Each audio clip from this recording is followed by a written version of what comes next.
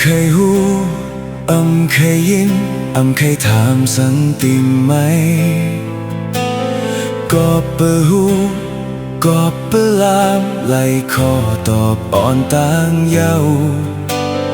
ความลาดโกนโหใจนำคือคำหลากหลายสั่ง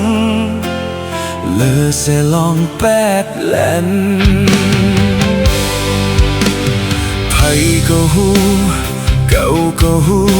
ว่าสู่งุมป่าสองมือเลอเสียใจสู้กายขอไว้สู้สอนเล่นอย่างสองถึงเฮาเตเฮ็ดแกงถามลองซิมเสียงลองในอกสู่ก็เต18แลนสั่งสู่หูว่าเฮาหูถึงจอมกูลองในแก่52สู้เตอายสู้เตซุ่มเสเลนางยิงสู่ปันสู่หูว่าเฮาหูถึงจอมกูลองในแก่52โกสู่อายโกสู่ซุ่มเสเลนางยิงอ่อนสู่และใจคำอยู่เต็ดเหมือนหูสั่ง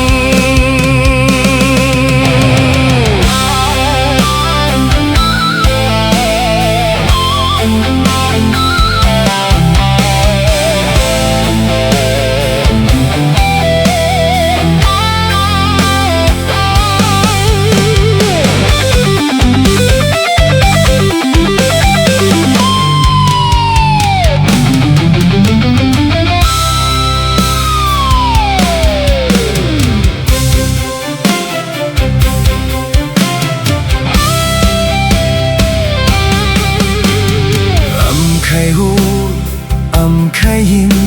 เคยถามสังติไหมก็เปิดหูก็เปิดลามไล่ข้อตอบอ่อนต่างเย้าความลาดโกนโหใจนำคือคำหลากหลายสั่งเลอเสลองแปดแลน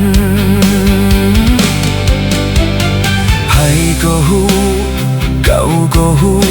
ว่าสู่งุมป่าสองมือเลอเสียใจสู้กายขอไว้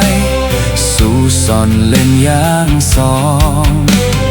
ถึงเฮาเตให้แกงถามลองซิมเสียงลองในอกสู่ก็เตสแปดแลนสั่งสู่หูว่าเฮาหูถึงจอมกูลองในแก่52สู้เตอายสู้เตซุ่มเสเลนางยิงสู่ปันสู่หูว่าเฮาหูถึงจอมกูลองในแก่52โกสู่อายโกสู่ซุ่มเสเลนางยิงอ่อนสู่และใจ